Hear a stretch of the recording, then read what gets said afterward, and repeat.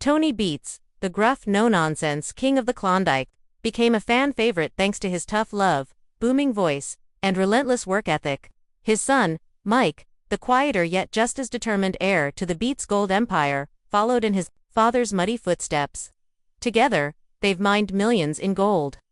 Fans assumed they were living the dream. But that couldn't be further from the truth. Now 65 and 35 respectively, Tony and Mike recently opened up in a rare and emotional 2025 documentary interview. "The life sentence isn't prison," Tony grunted. "It's this life, this land, this job, we're chained to it."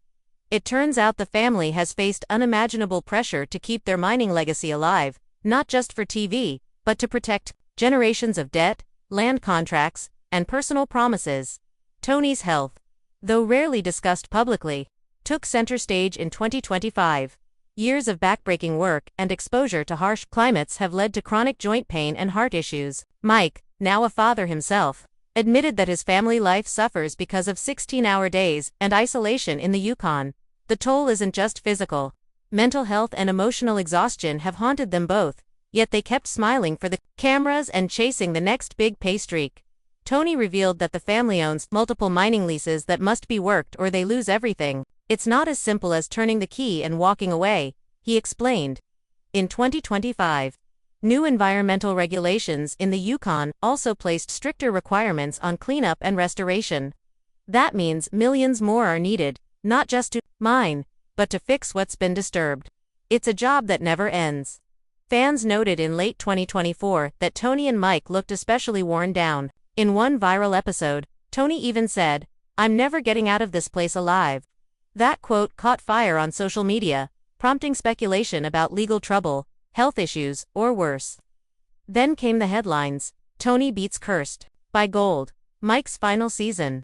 It all snowballed into a narrative that sounded like Crime and Punishment. In 2025, the Beets crew is trying something new, diversifying operations.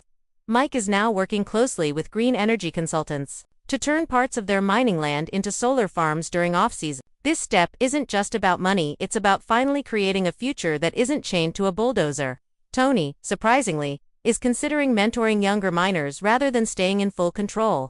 "Maybe the only way to break the chain," he said, "is to pass the key to someone else." But will he really step aside?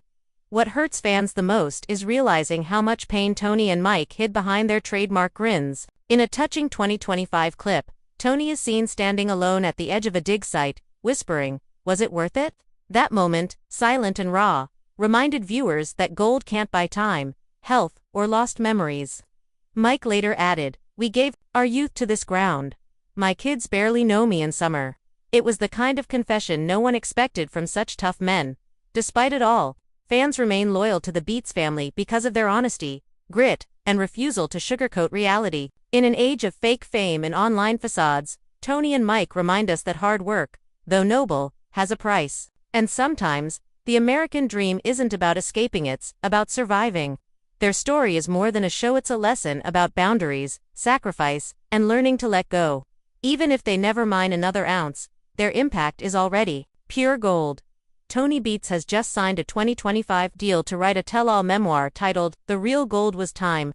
The book promises to reveal never-before-seen details about betrayals in the industry, how close he came to losing everything, and what he wishes he had done differently. And now, finally, the Beets are ready to dig into a new kind of freedom.